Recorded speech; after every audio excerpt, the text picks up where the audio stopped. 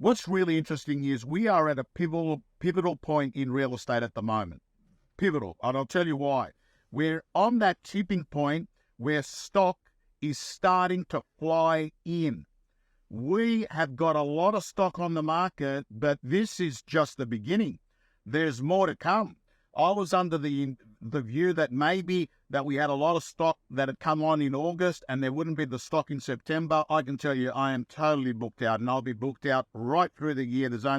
I'll be doing a full days of auction right till Christmas, except for November the 5th, which is the block, which I won't be doing any auctions in Sydney because that is in Melbourne. But apart from that, I can tell you it's going to be between 10 and 13 auctions every Saturday, right through till probably the middle of December. So a couple of the things. There was a property today, and I felt sorry for the owner. They were on a private lender paying 19% interest rates. And a lot of people don't realise how private lenders work. And they are often last resort lenders because they charge a very, very high interest rate. And as Alexander is saying, loads of new listings giving prospective buyers hope.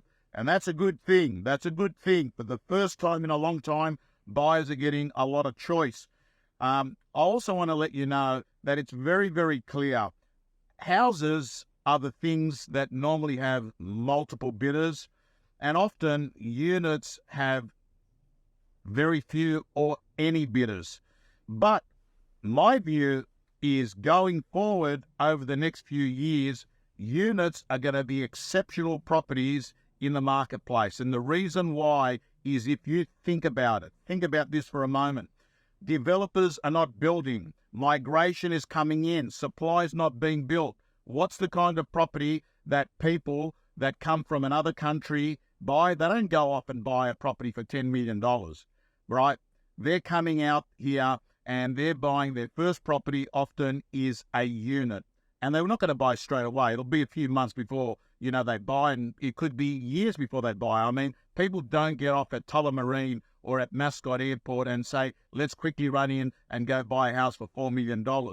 So I think units are going to actually appreciate at a higher rate than houses over the next few years purely because of the demand and the supply issue. That's the main reason why. So don't be, like, if you're going to pick between a house and a unit and the unit's in the right spot, don't say to yourself, oh, I'm not going to buy it because land's the only thing that goes up. Real estate is purely a demand and supply.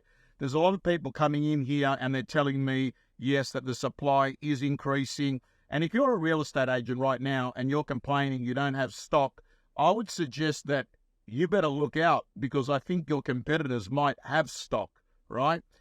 Anyway, team, that is it. 8 out of 11 on what is the last Saturday before spring. Spring is here. Woohoo! And this is going to tell us September, October, November.